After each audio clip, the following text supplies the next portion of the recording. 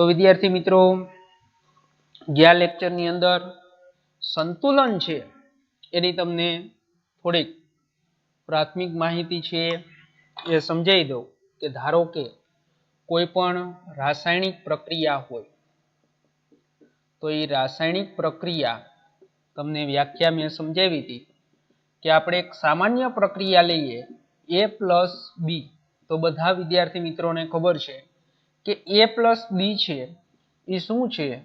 તો A+B છે એ પ્રક્રિયક છે. શું છે? પ્રક્રિયક. અને C+D, તો C+D છે એ શું છે? તો એ કે નિપજ છે. હવે આપણે આ જે અર્ધતીર દર્શાવ્યું છે તો એ પ્રક્રિયા જે છે એ પ્રક્રિયાને આપણે પુરોગામી પ્રક્રિયા કહીશું, અને આ જે તીર દર્શાવ્યું છે એને પ્રતિગામી પ્રક્રિયા કહીશું. ઓકે, તો આપણે એક સંતુલન છે તો એ સંતુલનની આપણે એક વ્યાખ્યા આપેલી હતી કે ભાઈ પ્રણાલીમાં સંતુલન ક્યારે સ્થપાય. તો એની અંદર આપણે પુરોગામી પ્રક્રિયા એટલે શું? તો કે પુરોગામી પ્રક્રિયા એટલે કે પ્રક્રિયકમાંથી નિપજ બનવી, અને જ્યારે પ્રતિગામી પ્રક્રિયા એટલે શું? તો કે ભાઈ નિપજમાંથી છે એ પાછો શું બને? પ્રક્રિયા. અને આ બે નિશાની હોય તો તે પ્રક્રિયાને કઈ પ્રક્રિયા કહેવાય? તો તે પ્રક્રિયાને પ્રતિવર્તી પ્રક્રિયા કહેવાય. કઈ પ્રક્રિયા કહેવાય? પ્રતિવર્તી પ્રક્રિયા છે એ પ્રક્રિયા કહેવાય. તો વિદ્યાર્થી મિત્રો, ગયા લેક્ચરની અંદર સંતુલન છે તો એ સંતુલનની અંદર તમને છે એ વ્યાખ્યા જુદી જુદી 3 રીતે વ્યાખ્યા સમજાવી હતી. તો એમાંથી અત્યારે આપણે એક વ્યાખ્યા તમને સમજાવું કે પુરોગામી પ્રક્રિયાનો વેગ, પુરોગામી અને પ્રતિગામી, તો પુરોગામી અને પ્રતિગામી પ્રક્રિયાના વેગ સરખા થાય. પ્રક્રિયાના વેગ શું થાય? સરખા થાય તો તે પ્રક્રિયા સંતુલન અવસ્થાએ છે, સંતુલનમાં છે તેમ કહી શકાય. તો વિદ્યાર્થી મિત્રો, આ એક આપણે વ્યાખ્યા છે એ વ્યાખ્યાની વાત કરી હતી કે જ્યારે પ્રણાલીની અંદર પુરોગામી અને પ્રતિગામી પ્રક્રિયાના વેગ સરખા થાય તો તે પ્રક્રિયા સંતુલનમાં છે તેમ કહી શકાય. એટલે આ પહેલી વ્યાખ્યા હતી. તો એની અંદર એના ઉપરથી આપણે એક બીજી વ્યાખ્યા પણ સમજ્યા કે ભાઈ પ્રણાલીમાં છે એ પ્રક્રિયક અને નિપજ છે તો એની સાંદ્રતા અચળ થાય. તો એની સાંદ્રતા છે એ સાંદ્રતા કેવી થાય? અચળ થાય. તો પણ તેને આપણે એમ કહી શકાય કે પ્રણાલી છે એ કેવી છે? સંતુલનમાં છે તેમ કહી શકાય. તો વિદ્યાર્થી મિત્રો, તમને મેં વાત કરી હતી ગયા લેક્ચરની અંદર તો હવે એની અંદર તમને ખબર પડી ગઈ કે ભાઈ પુરોગામી અને પ્રતિગામી પ્રક્રિયાના જ્યારે વેગ સરખા થાય પછી તમને તરત જ ખબર પડી જાય કે ભાઈ પ્રક્રિયક અને નિપજ છે તો એ નિપજની સાંદ્રતા કેવી થઈ જાય? તો નિપજની સાંદ્રતા અચળ થાય છે. તો વિદ્યાર્થી મિત્રો, આ આપણે સંતુલનની અંદર પ્રાથમિક માહિતીઓ સમજાતા. હવે ત્યાર પછી આપણે સંતુલન છે તો એ સંતુલનના 2 પ્રકાર છે. મુખ્યત્વે 2 પ્રકાર છે, પણ આપણે સંતુલન છે તો એ સંતુલનના મુખ્યત્વે 2 પ્રકાર, પણ આપણે 3 પ્રકારનો અહીંયા સમાવેશ થશે. એક છે ભૌતિક સંતુલન, બીજું છે રાસાયણિક સંતુલન, અને ત્રીજું છે આયનીય સંતુલન.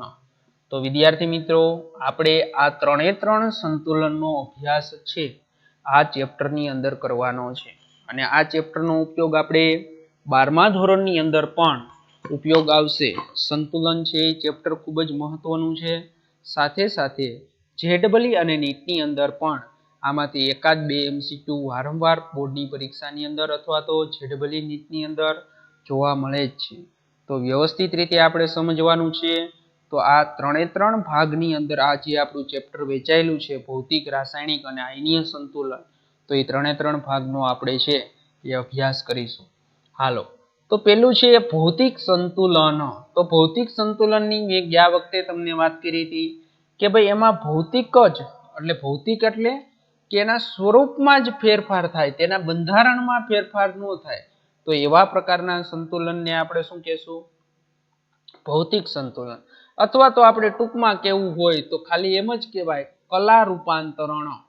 કલા એટલે અવસ્થા અને રૂપાંતરણ એટલે કે બદલાય. તો માત્ર ને માત્ર એની શું બદલાશે?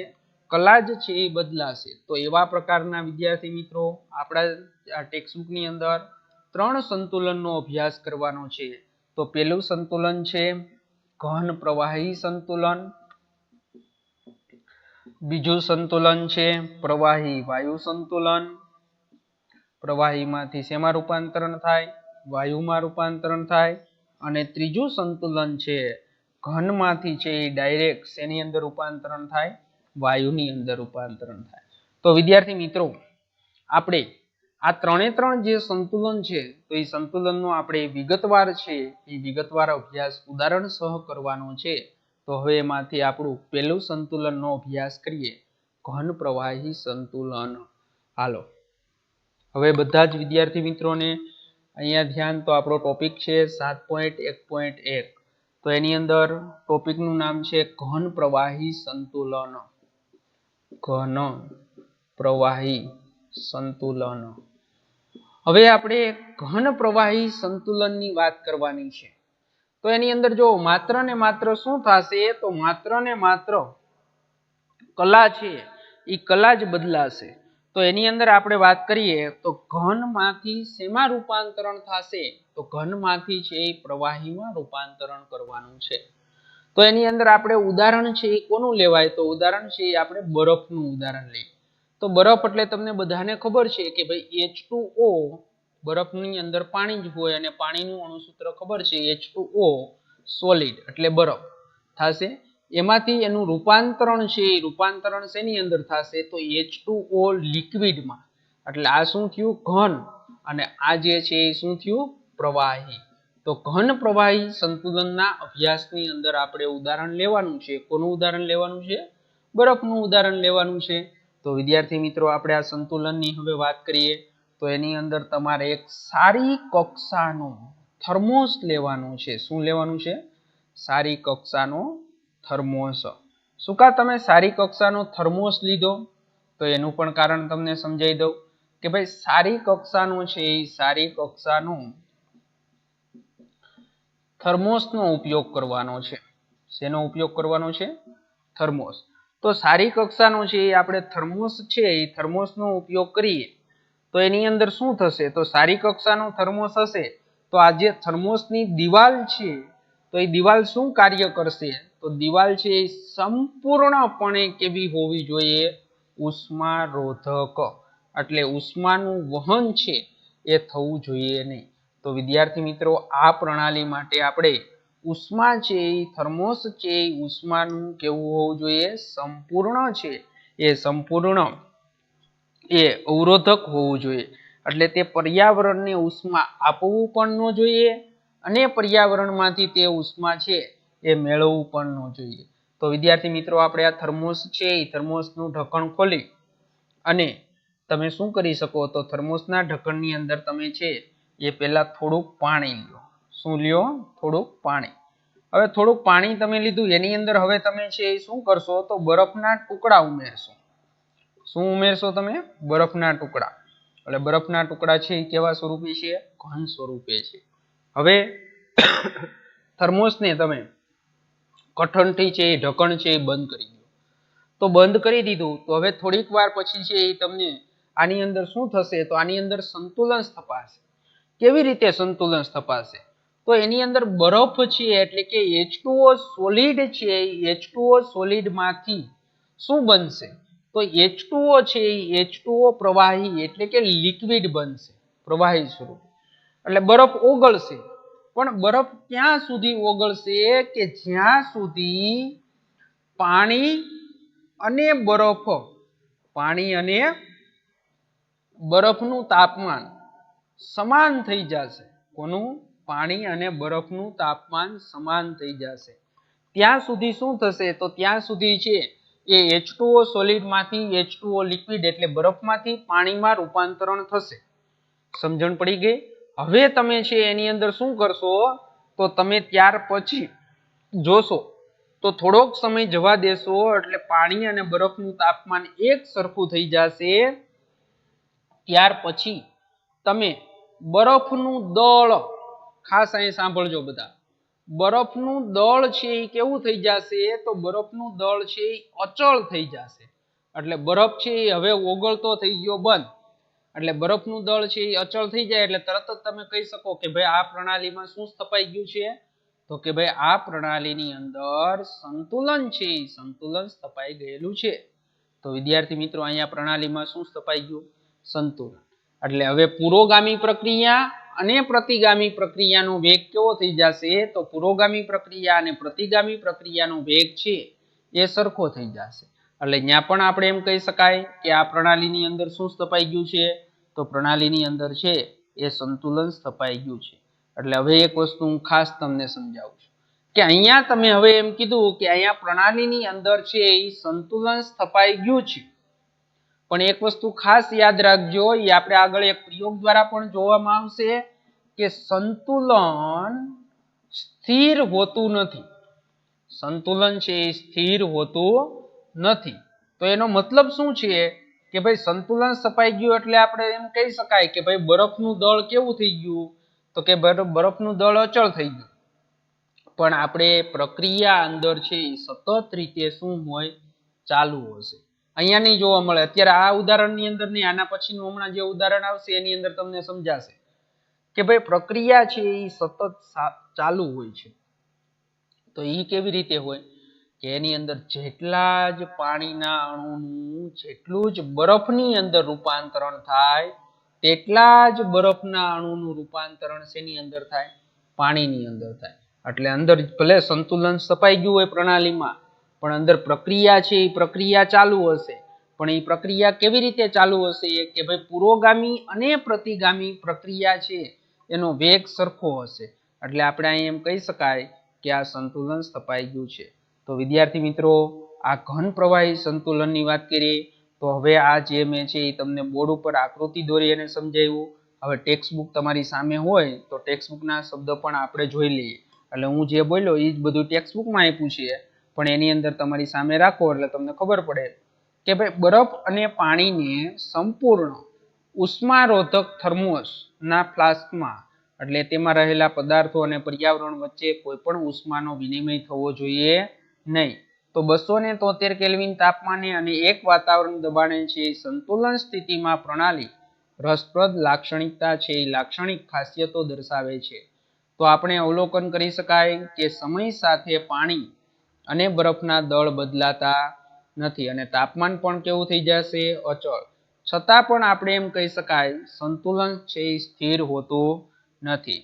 તો પાણી અને બરફ વચ્ચેની સીમા પર એક તીવ્ર પ્રવૃત્તિ નોંધી શકાશે કે પાણીમાંના અણુઓ બરફની સીમા પર અથડાશે અને તેને વળગી રહેશે. એટલે પાણીનું રૂપાંતરણ બરફમાં થાય અને બરફના કેટલાક અણુ પ્રવાહી કલામાં જતા રહેશે એટલે બરફનું રૂપાંતરણ પાણીમાં થશે. અને પાણી અને બરફના દળમાં કોઈ ફેરફાર થતો નથી કારણ કે પાણીમાંથી બરફ અને બરફમાંથી પાણીના અણુઓની હેરફેરનો દર વાતાવરણીય દબાણે અને 273 કેલ્વિન તાપમાને કેવા હોય છે? સરખા હોય છે. એટલે એનો કહેવાનો મિનિંગ એમ છે કે પ્રક્રિયા છે એમાં પુરોગામી પ્રક્રિયાનો વેગ અને પ્રતિગામી પ્રક્રિયાનો વેગ સરખા થઈ ગયા. એટલે પાણીમાંથી જેટલું બરફ બને એટલો જ બરફમાંથી પાણી બને. તો આપણે એમ કહી શકાય કે પાણી અને બરફના દળમાં કોઈ પણ પ્રકારનો ફેરફાર થતો નથી. તો વિદ્યાર્થી મિત્રો એ સ્વાભાવિક છે કે બરફ અને પાણી માત્ર અમુક તાપમાને અને દબાણે સંતુલનમાં હોય છે. તો કોઈ પણ શુદ્ધ પદાર્થ માટે વાતાવરણના દબાણે જે તાપમાને ઘન અને પ્રવાહી કલાઓ વચ્ચે સંતુલન સ્થપાયેલું હોય તો તે તાપમાનને આપણે તે પદાર્થનું શું કહેવાય તો તે પદાર્થનું સામાન્ય રીતે ગલન બિંદુ અથવા ઠાર બિંદુ કહેવાય છે. તો એની અંદર વિદ્યાર્થી મિત્રો આ જે શુદ્ધ પદાર્થ એટલે પાણી તો એનું જે તાપમાને ઘન અને ખાસ એક વસ્તુ સમજો, છેલ્લા ચેપ્ટરની અંદર મેં તમને સમજાવ્યું બાષ્પ દબાણની અંદર આપણે પ્રવાહીનું બાષ્પ દબાણ સમજ્યા ત્યાં ઉત્કલન બિંદુની વ્યાખ્યા આપી હતી. તો ત્યાં ઉત્કલન બિંદુ સમજાતા અહીંયા જે તાપમાને અને જે દબાણે શું હોય, જે તાપમાને ઘન અને પ્રવાહી વચ્ચે શું થાય, તો ઘન અને પ્રવાહી વચ્ચે જ્યારે સંતુલન સ્થપાય એક વાતાવરણ દબાણે, તો તે શુદ્ધ પદાર્થનું તે તાપમાનને શું કહેવામાં આવે છે, તો તેને ગલન બિંદુ કહેવાય છે. તો આપણે અહીંયા જોયું કે ભાઈ આ પ્રણાલી છે એને આપણે કેટલા કેલ્વિન તાપમાને, 273 કેલ્વિન તાપમાન. 273 કેલ્વિન તાપમાન એટલે 0 અંશ સેલ્સિયસ તાપમાન.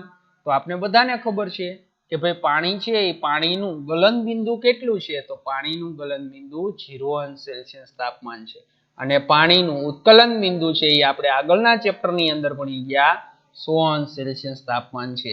તો વિદ્યાર્થી મિત્રો, કોઈ પણ શુદ્ધ પદાર્થ હોય તે ઘન અને પ્રવાહીમાં સંતુલનમાં હોય, તો એ સંતુલનમાં જે તાપમાને હોય તો તે તાપમાનને તે પદાર્થનું સામાન્ય શું કહેવાય, ગલન બિંદુ અથવા તો ઠાર બિંદુ કહેવામાં આવે છે.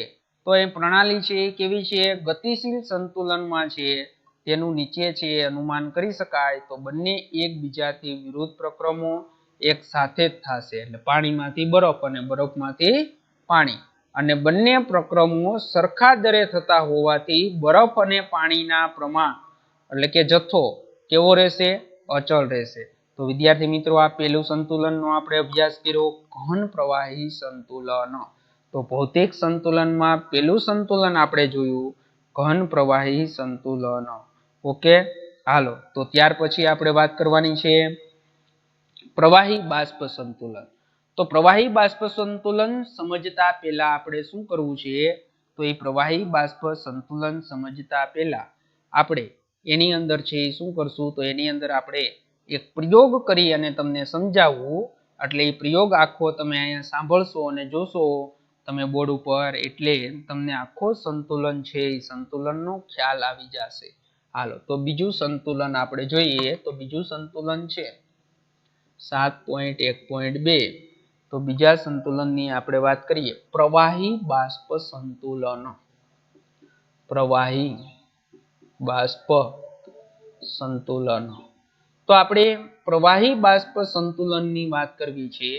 તો વિદ્યાર્થી મિત્રો, એની અંદર આપણે ઉદાહરણ લેવું હોય તો પ્રવાહીમાંથી બાષ્પમાં રૂપાંતરણ કરવું છે. તો એની અંદર આપણે ઉદાહરણ એમ લઈ શકાય, H2O લિક્વિડ એટલે પ્રવાહી થઈ ગયું, એમાંથી આપણે એનું શું કરવું છે, તો બાષ્પ બનાવવી છે. તો H2O શું થઈ જાય, ગેસ. તો આ સંતુલનનું ઉદાહરણ છે. હવે તમારે અહીંયા આખો પ્રયોગ છે એ સાંભળવાનો છે.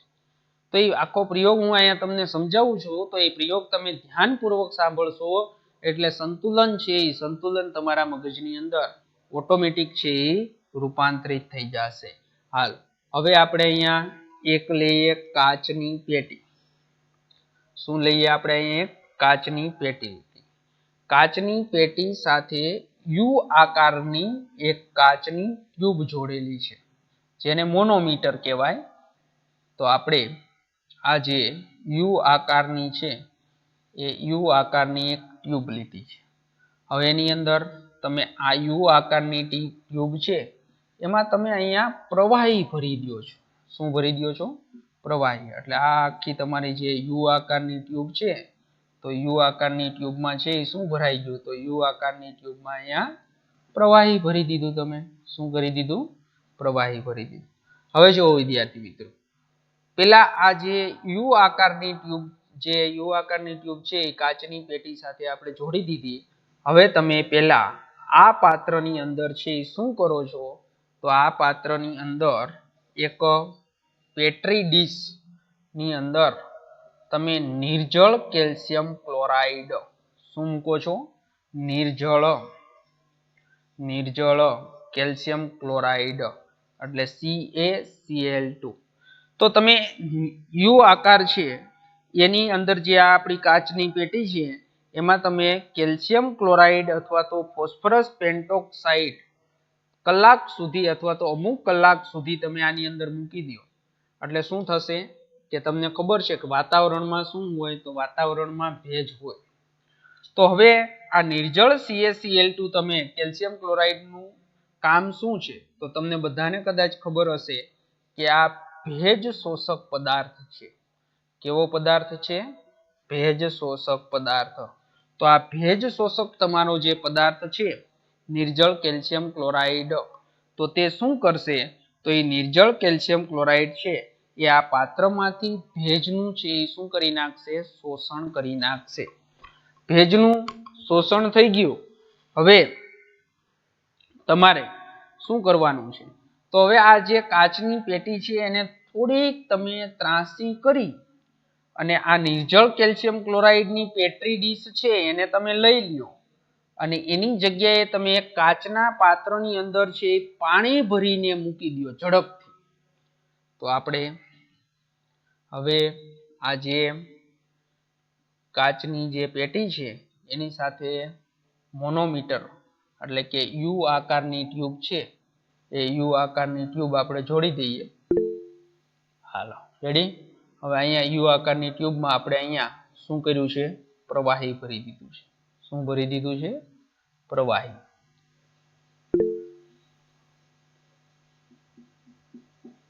હાલો પ્રવાહી ભરાઈ ગયો. હવે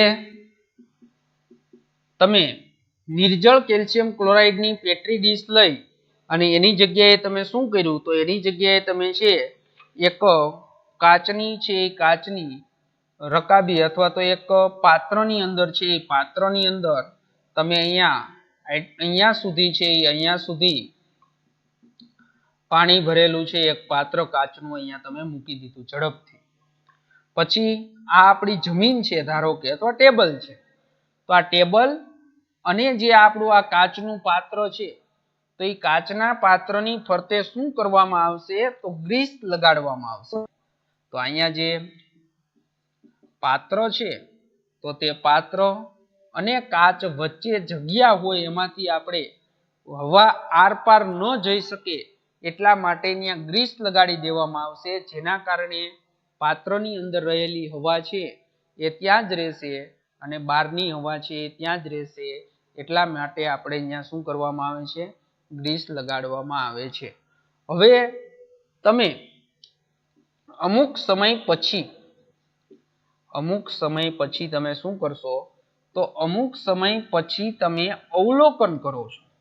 પછી અવલોકન કરતા તો આની અંદર તમે છે એ શું કરો છો? તો આની અંદર તમે આ પ્રયોગ ગોઠવો છે એ પ્રયોગની અંદર તમે અમુક સમય એટલે 2-5 કલાક 4 કલાક જેટલો સમય વહી જશે. પછી સમય જશે એટલે તરત જ તમે આની અંદર અવલોકન કરશો. અવલોકન કરશો એટલે તમને નોંધાશે. શું નોંધાશે? કે ભાઈ આજે કાચના પાત્રની અંદર તમે અહીંયા સુધી જે પાણી ભરેલું હતું તો એની સપાટી તમને ઓછી જોવા મળશે. એટલે અહીંયા સુધી ધારો કે આવી ગઈ. તમને ખબર પડી કે ભાઈ પાણીનું જે પાત્ર ભરેલું હતું એટલે પાણીના કદમાં શું થયો? તો કે પાણીના કદમાં ઘટાડો થયો. શું થયો? પાણીના છે એ પાણીના કદમાં શું થયો? તો પાણીના કદમાં છે એ કદમાં ઘટાડો થયો. તો પાણીના કદમાં છે એ ઘટાડો થયો.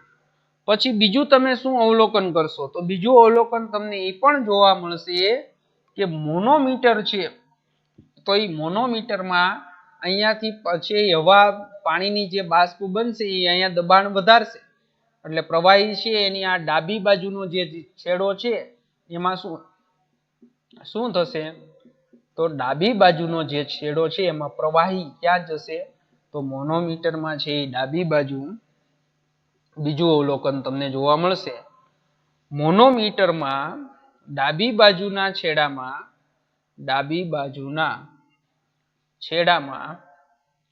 છેડામાં પ્રવાહી ઉપર ચડે છે.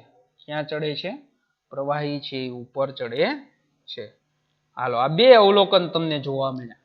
તો બે અવલોકન તમને જોવા મળ્યા એટલે ખબર પડી ગઈ કે ભાઈ આની અંદર H2O લિક્વિડમાંથી છે શેમાં રૂપાંતરણ થાય છે? તો H2O લિક્વિડમાંથી H2O છે H2O ગેસમાં છે એ રૂપાંતરણ થયું એટલે કે પાણીની શું બની? બાષ્પ બની. તો વિદ્યાર્થી મિત્રો આની અંદર છે તમને ખબર પડી કે ભાઈ પાણી છે એ પાણીમાંથી પાણીની બાષ્પ બને છે. હજી તમે એની અંદર 2-3 કલાક જવા દો સમય, 1 કલાક જવા દીધો સમય એટલે તમને આ અવલોકન મળ્યું હજી તમે આની અંદર શું કરો છો? તો હજી વિદ્યાર્થી મિત્રો તમે આની અંદર થોડોક સમય પસાર થવા દો છો. તો થોડોક સમય પસાર થવા દેતા તમને પાછું અવલોકન કરો છો, તો પાછું અવલોકન કરતા તમને એવું જોવા મળ્યું કે આ જે પાણીનું જે પાત્ર છે એમાં હવે પાણીના કદમાં ઘટાડો થતો નથી, અને જે મોનોમીટરનો ડાબી છેડો છે એના છે શું થશે? તો કે ભાઈ એના છે ઊંચાઈમાં પણ હવે વધારો થતો નથી.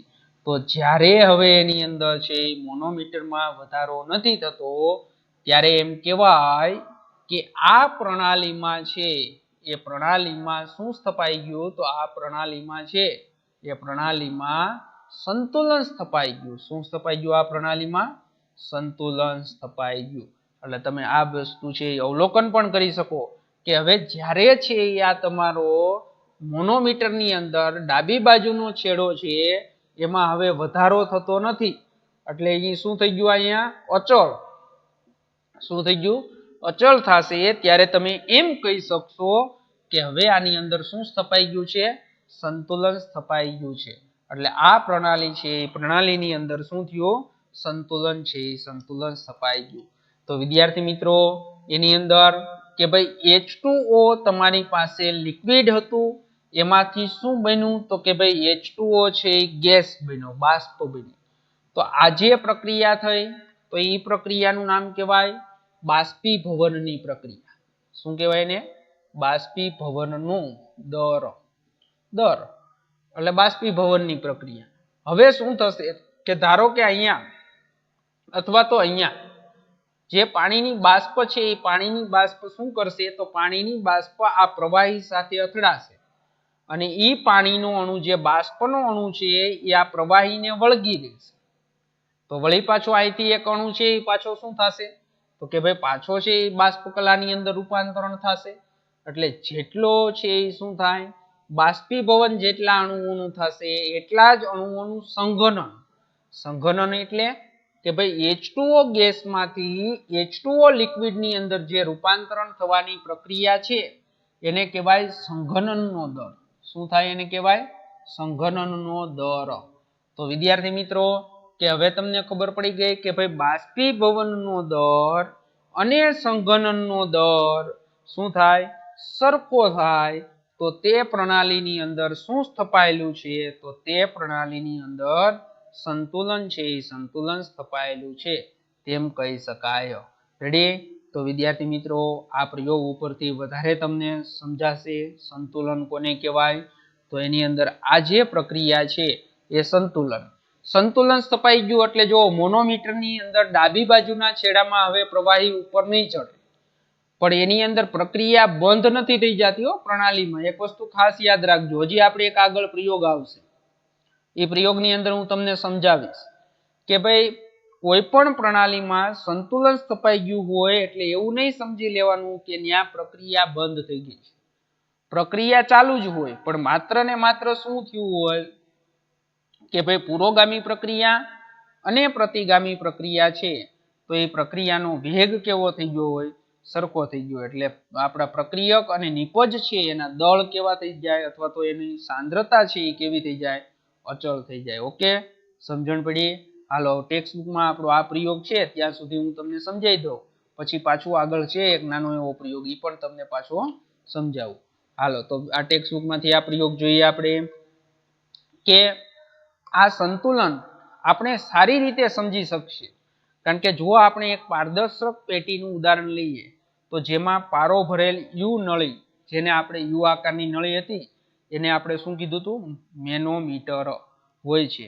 અને ભેજ શોષણ કરતા પદાર્થો જેવા કે નિર્જળ કેલ્શિયમ ક્લોરાઇડ અથવા ફોસ્ફરસ પેન્ટોક્સાઇડ છે એ થોડાક કલાકો માટે પેટીમાં મૂકવામાં આવે, જેથી ભેજ શોષક પદાર્થને દૂર કરી અને પેટીને આપણે એક બાજુ નમાવી અને ઝડપથી પેટીમાં નીચેથી પાણી ભરેલો હોજ ગ્લાસ અથવા પેટ્રી ડીશ મૂકી દઈએ. તો આપણે અવલોકન કરીશું કે મેનોમીટરનો છે આમાં જમણી બાજુના છેડા પરના પારાની સપાટી છે એ ધીમે ધીમે શું થશે? અહીં ઓમ જમણી બાજુ કીધું, આ જમણી બાજુ છે એ પારાની સપાટી છે એ ધીમે ધીમે વધે છે અને છેવટે શું થાય છે? અચળ મૂલ્ય પ્રાપ્ત કરે છે. એટલે કે પેટીનું અંદરનું દબાણ વધે છે અને અચળ મૂલ્ય જ્યારે પહોંચે છે ત્યારે વળી વોચગ્લાસમાંના છે પાણીનું કદ છે એ પાણીનું કદ શું થશે? ઘટશે. તો શરૂઆતમાં પેટીની અંદર પાણીની બાષ્પ હતી નહીં અને પાણીનું જ્યારે બાષ્પીભવન થયું એટલે પેટીમાંનું દબાણ છે એ પાણીના અણુઓ છે એ પેટીમાંના છે એ વાયુમય કલામાં ઉમેરાય અને બાષ્પીભવનનો દર કેવો થઈ ગયો? અચળ છે. છતાં દબાણમાં વધારો નો દર સમય સાથે ઘટે છે કારણ કે બાષ્પીભવનનું પાણીમાં સંઘનન થાય છે. છેવટે આ સંતુલન પરિસ્થિતિએ લઈ જાય છે જ્યાં ચોખ્ખું બાષ્પીભવન થતું નથી. આથી આપને એમ સૂચવે છે કે સંતુલન પ્રાપ્ત થાય ત્યાં સુધી વાયુમય અવસ્થામાંથી પ્રવાહી અવસ્થામાં જતા પાણીના અણુઓની સંખ્યા વધે છે. એટલે કે બાષ્પીભવનનો દર ઇક્વલ ટુ સંઘનનનો દર. એટલે નીચે સંતુલન લખ્યું H2O લિક્વિડમાંથી H2O બાષ્પ. તો સંતુલન એ આપેલ તાપમાને પાણીના અણુ વડે ઉત્પન્ન થયેલો દબાણ છે એ અચળ છે અને તેને આપણે પાણીનું શું કહેવાય? બાષ્પ દબાણ કહેવાય છે. એ પણ આપણે વ્યાખ્યા છેલ્લા ચેપ્ટરમાં જોઈ. તો પાણીનું બાષ્પ દબાણ તાપમાનના વધારા સાથે વધે છે. જો ઉપરનો પ્રયોગ તમે છે એ 3 વસ્તુ લઈ લો, મિથાઇલ આલ્કોહોલ, એસીટોન અને ઇથર લઈ અને જો ફરી કરવામાં આવે તો એક જ તાપમાને જુદા જુદા પ્રવાહીના સંતુલન છે બાષ્પ દબાણ જુદા જુદા હોય છે અને જે પ્રવાહીનું બાષ્પ દબાણ વધારે હશે તે વધુ બાષ્પશીલ હશે અને તેનું ઉત્કલન બિંદુ છે એ પણ કેવું હશે? નીચું. તો વિદ્યાર્થી મિત્રો એ પણ મેં તમને ગયા લેક્ચરની અંદર સમજાવ્યું હતું. આપણે ઓલું બાષ્પ દબાણ ભણ્યા એમાં એકની અંદર તમે પેટ્રોલ લ્યો, બીજાની અંદર તમે ડીઝલ લ્યો અથવા તો કેરોસીન લ્યો. શું લ્યો? કેરોસીન. આ તમને સામાન્ય સમજાય એટલા માટે આપણા વ્યવહારુ ઉદાહરણ લઉં છું. અને ત્યાર પછી લ્યો પાણી લ્યો. હવે આ ત્રણેય છે એ ત્રણેયની અંદર તમે 1 ml છે એ શું કરો? અથવા તો 5 ml છે 10 ml રાખો. 10 ml છે એ 10 ml પેટ્રોલ લીધું આ પેટ્રી ડીશમાં, આમાં 10 ml કેરોસીન લીધું અને આની અંદર છે એ 10 ml તમે શું લીધું? પાણી લીધું. ત્રણેયને એક જ રૂમમાં બાજુમાં તમે રાખી દો એટલે તમને બધાને ખબર હશે કે પેટ્રોલ છે તો એ પેટ્રોલનું બાષ્પીભવનનો દર વધારે હશે. એટલે પેટ્રોલ છે એ ઝડપથી છે એ શું થશે? તો ઝડપથી એની બાષ્પમાં છે એ રૂપાંતરણ પામશે. ત્યાર પછી કોણ રૂપાંતરણ પામશે? કેરોસીન. અને છેવટે કોણ આવશે? પાણી. તો આનો મીનિંગ શું થશે? તો આનો મીનિંગ એમ થશે કે ભાઈ પેટ્રોલ છે એનો બાષ્પીભવનનો દર વધારે છે. તો બાષ્પ દબાણ એનું કેવું થયું? જો ખાસ અહીંયા લખું છો, પેટ્રોલનું છે એ બાષ્પ દબાણ વધુ. બાષ્પ દબાણ છે એ દબાણ કેવું છે? વધુ છે. પણ હું એમ કહું કે એનું ઉત્કલન બિંદુ કેવું હોય? તો ઉત્કલન બિંદુ બધાને ખબર પડે કે ભાઈ જેનું બાષ્પ દબાણ વધુ હોય ને એનું ઉત્કલન બિંદુ છે એ કેવું હોય? તો એનું ઉત્કલન બિંદુ નીચું હોય. એટલે પેટ્રોલનું ઉત્કલન બિંદુ નીચું, એના કરતાં વધારે કેરોસીનનું ઉત્કલન બિંદુ અને એના કરતાં વધારે પાણીનું ઉત્કલન બિંદુ. તો વિદ્યાર્થી મિત્રો આ આપણે વાત કરી પાણીનું ઉદાહરણ. હજી એક બીજો એને ઉદાહરણ આપ્યું છે કે જો તમે આ જ ઉદાહરણ છે પણ એની અંદર જુદું જુદું લીધું કે આપણે જો 3 વોચ ગ્લાસ લઈ અને 1 ml એસીટોન, ઇથાઇલ આલ્કોહોલ અને પાણી અલગ અલગ રીતે લીધા છે અને તેને વાતાવરણમાં ખુલ્લા મૂક્યા છે અને એને વધારે ગરમ રૂમમાં ઉપર પ્રમાણેના બધા જ કિસ્સાઓમાં પ્રવાહીના જુદા જુદા કદ લેવામાં આવ્યા હોય અને પુનરાવર્તિત કરીએ તો એ અવલોકિત થશે કે બધા જ પ્રવાહી શું થઈ જશે? અદ્રશ્ય થઈ જશે. અદ્રશ્ય થાય એટલે શું થશે? બાષ્પીભવન થઈ જશે. તો એ બાષ્પીભવન થશે અને સંપૂર્ણ બાષ્પીભવન માટેનો સમય કોના ઉપર આધાર રાખશે? તો એ કોના ઉપર આધાર રાખશે? 3 બાબતો ઉપર આધાર રાખશે. તો એ 3 બાબતો કઈ છે? પહેલી બાબત છે પ્રવાહીનો સ્વભાવ. તો હવે જો તમને ખબર જ છે કે ભાઈ પ્રવાહીના સ્વભાવ ઉપર આધાર રાખે પેટ્રોલ છે એનું શું થશે? ઝડપથી બાષ્પીભવન થશે. પાણીનું બાષ્પીભવન ધીમું થશે એક જ તાપમાને તમે રાખ્યા હોય તો એ કોના ઉપર આધાર રાખ્યો? કે ભાઈ પેટ્રોલના સ્વભાવ ઉપર આધાર રાખ્યો. બીજું તમને કીધું તો બીજું છે પ્રવાહીનો જથ્થો. તો પ્રવાહીના જથ્થા ઉપર આધાર રાખે. ધારો કે તમે પેટ્રોલ જ લ્યો પેટ્રોલ તમે 1 લિટર એક પેટ્રોલ એક પાત્રની અંદર મૂકો છો અને એક છે બીજા પાત્રની અંદર 10 લિટર પેટ્રોલ મૂકો છો, તોય તમને ખબર હોય કે ભાઈ 1 લિટર જે પાત્રમાં લીધું હશે એમાં શું થશે, ઝડપથી બાષ્પીભવન થશે, અને 10 લિટર જે પાત્રની અંદર પેટ્રોલ રાખ્યું હશે એમાં બાષ્પીભવન છે એ કેવું થશે, ધીમું થશે.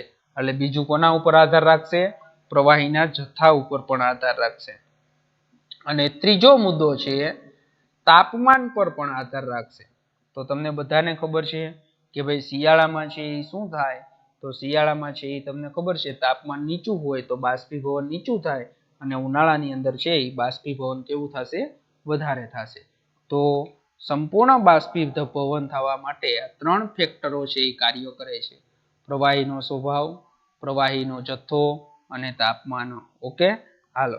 તો જ્યારે વોચ ગ્લાસ છે એ વાતાવરણમાં ખુલ્લા હોય છે ત્યારે બાષ્પીભવનનો દર છે એ અચળ હોય છે, પરંતુ આપને ખબર છે ઓરડો મોટો હોય એટલે એ રૂમમાં વધારેમાં વધારે કદમાં છે એ વિખરાઈ જાય છે. આના પરિણામે બાષ્પમાંથી પ્રવાહી અવસ્થામાં થવાના સંઘનનનો દર બાષ્પીભવનના દર કરતાં ઘણો કેવો હોય, ઓછો. અને આપણે રૂમની અંદર મૂક્યા હોય તો એ પ્રણાલીને કેવી કહેવાય, ખુલ્લી પ્રણાલી. અને ખુલ્લી પ્રણાલીની અંદર સંતુલન છે એ સંતુલન સ્થપાય નહીં. એટલે લખ્યું છે કે આ ખુલ્લી પ્રણાલી છે અને તેથી ખુલ્લી પ્રણાલીમાં સંતુલનને પહોંચવું શક્ય નથી. ઓકે, હાલો. ત્યાર પછી પાછું સમજાયું છે ઉત્કલન બિંદુ. તો ઉત્કલન બિંદુ તો આપણે બાષ્પીભવનની અંદર ભણી ગયા. તો કે ભાઈ વાતાવરણના દબાણ, એટલે વાતાવરણનું દબાણ કેટલું હોય, 1.013 બાર, અને 100 અંશ સેલ્સિયસ તાપમાને પાણી અને પાણીની બાષ્પ બંધ પાત્રમાં છે કેવી હોય, સંતુલને હોય છે. તો પાણીનું ઉત્કલન બિંદુ શું થશે, 100 અંશ સેલ્સિયસ 1.013 બાર દબાણ હોય છે. તો કોઈ પણ શુદ્ધ પ્રવાહી માટે એક વાતાવરણ દબાણે જે તાપમાને પ્રવાહી અને બાષ્પ સંતુલનમાં હોય તો તેને તે પ્રવાહીનું સામાન્ય શું કહેવાય, ઉત્કલન બિંદુ કહે છે.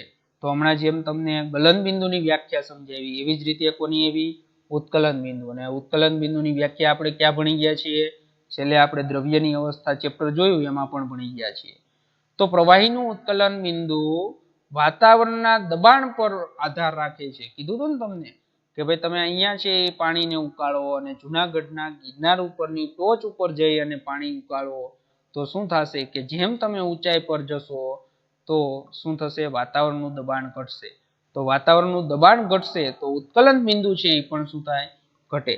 તો તે ઊંચાઈ પર પણ આધાર રાખે છે, અને વધુ ઊંચાઈએ તમે જાશો તો ઉત્કલન બિંદુ છે એ ઉત્કલન બિંદુમાં શું થશે, ઘટાડો પણ જોવા મળે છે. તો વિદ્યાર્થી મિત્રો, આપણું આ બીજું સંતુલન જોયું. તો બીજું સંતુલન છે પ્રવાહી બાષ્પ સંતુલન. હાલો, ત્રીજો પ્રકાર એનો. તો ત્રીજો પ્રકાર છે ઘન બાષ્પ સંતુલન. 7.1.3. તો જે સંતુલનની વાત કરવાની છે, ઘન બાષ્પ સંતુલન. ઘનમાંથી શેમાં રૂપાંતરણ કરવું છે, બાષ્પમાં. તો ઘન બાષ્પ સંતુલન આપણે સમજીએ. તો ઘન બાષ્પ સંતુલનની વાત કરીએ તો એની અંદર પહેલા તો આપણે ઘનમાંથી ડાયરેક્ટ શેમાં રૂપાંતરણ કરવું છે, તો ઘનમાંથી ડાયરેક્ટ આપણે રૂપાંતરણ કરવું છે, બાષ્પની અંદર રૂપાંતરણ કરવું છે. તો પહેલા તો આ પ્રક્રિયા છે તો એ પ્રક્રિયાની કઈ પ્રક્રિયા કહેવાય, ઉધ્વપાતન. બધાને કદાચ ખ્યાલ હશે કે ઉધ્વપાતન એટલે ઘનમાંથી પ્રવાહીમાં નહીં પણ ડાયરેક્ટ વાયુની અંદર રૂપાંતરણ થાય તો એને ઉધ્વપાતનની પ્રક્રિયા કહેવાય. તો એ જે સંતુલન છે તો એને ઘન બાષ્પ સંતુલન કહેવાય છે. તો એના આપણે ઉદાહરણ લઈએ તો એ પણ તમારે 8મા 9મા ધોરણની અંદર આવી ગયા હશે. આયોડીન. તો આયોડીન એટલે તમને બધાને ખબર છે I2. તો I2 હોય તો I2 સોલિડ હોય, અને જો તમે એને ઉષ્મા આપો એટલે પ્રવાહી નહીં, ડાયરેક્ટ છે એ શું બનશે, તો ડાયરેક્ટ છે I2 ની બાષ્પ એટલે વાયુની અંદર રૂપાંતરણ પામશે. બીજું પણ તમને બધાને ખબર હશે, કપૂરનો તમે ઉપયોગ કરો છો તો એ કપૂર છે એ કપૂરને તમે સળગાવો છો તો એ કપૂર શું થાય છે, તો કપૂર પ્રવાહી નહીં ડાયરેક્ટ શું થશે, બાષ્પની અંદર રૂપાંતરણ થશે. એટલે કપૂર ઘન હોય એમાંથી એને છે ગરમ કરવામાં આવે તો કપૂરની છે શું થશે તો કપૂરની સ્થિતિ છે એ બાષ્પ બનશે. અને એવી જ રીતે ઉદાહરણ છે NH4Cl એમોનિયમ ક્લોરાઇડ. તો એમોનિયમ ક્લોરાઇડ છે એ પણ સોલિડ છે અને એની અંદર છે એ શું થશે તો એની અંદર NH4Cl છે તો એ NH4Cl ની શું બનશે તો એની શું બનશે બાષ્પ બનશે. તો વિદ્યાર્થી મિત્રો આ ત્રણ ઉદાહરણ છે તો એ ત્રણ ઉદાહરણ ઘન બાષ્પ સંતુલનના ઉદાહરણ છે. હવે આપણે આ ઘન બાષ્પ સંતુલન તમે સમજશો તો પણ તમને આ એક પ્રયોગ સમજાવું તો પણ તમે એના ઉપરથી છે એ સંતુલનનો છે એ સંતુલનનો તમને ખ્યાલ છે એ ખ્યાલ આવી જશે. તો એની અંદર વિદ્યાર્થી મિત્રો આપણે જેમાં આયોડીન છે તો એ આયોડીનનો આપણે પ્રયોગ છે એ પ્રયોગ જોઈએ. હવે આપણે એક કાચની બોટલ લઈએ છીએ. શું લઈએ છીએ આપણે કાચની બોટલ. હવે કાચની જે બોટલ છે તો એ કાચની બોટલના તળિયે આપણે ઘન આયોડીનને છે એ બંધ પાત્રમાં લીધો. ઘન આયોડીન આ પાત્ર છે બોટલ છે કાચની એ કેવી છે બંધ અને અહીંયા છે શું છે તો અહીંયા I2 આયોડીન. તો આયોડીન છે તો એ આયોડીન તમે ઉમેરી અને પાત્રને છે એ પાત્રને શું કર્યું તો પાત્રને બંધ કર્યું. પછી તમારે આનું અવલોકન કરવાનું છે. આ કાચની આપણી બોટલ છે એનું તમે અવલોકન કરો. તો અવલોકન કરતા તમને શું જોવા મળશે તો અવલોકન કરતા છે તમને આ પાત્ર છે એ પાત્રમાં જાંબલી રંગનો વાયુ કેવા રંગનો જાંબલી રંગ છે એ જાંબલી રંગની બાષ્પ જોવા મળશે. જાંબલી રંગની શું જોવા મળશે બાષ્પ. કોની છે I2 ની આયોડીનની છે. તો વિદ્યાર્થી મિત્રો આ જે કાચનું પાત્ર છે તો એ કાચના પાત્રની અંદર પેલા તમને આછો જાંબલી એટલે થોડી છે એ શું થશે આયોડીન છે એ આયોડીન ઉત્પન્ન થશે એટલે આ પાત્રની અંદર છે એ કાચના પાત્રની અંદર ધીમે છે એ આખા પાત્રની અંદર વાયુ છે એ ભરાશે એટલે તમને ખબર પડશે કે પેલા છે એ આછો તમને છે એ જાંબલી રંગ જોવા મળશે. જેમ સમય જતો જશે તેમ શું થતું જશે તો કે જેમ સમય જતો જશે તેમ છે એ જાંબલી રંગની તીવ્રતામાં વધારો થશે.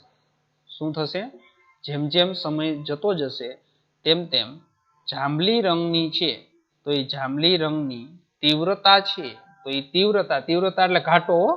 તો જાંબલી રંગની તીવ્રતામાં છે એ તીવ્રતામાં શું થતો જાય છે તો જાંબલી રંગની તીવ્રતામાં છે એ વધારો થતો જાય છે. તો જાંબલી રંગની તીવ્રતામાં છે એ તીવ્રતામાં વધારો થતો જશે અને એક સમય એવો આવશે કે જાંબલી રંગની તીવ્રતા કેવી થશે તો જાંબલી રંગની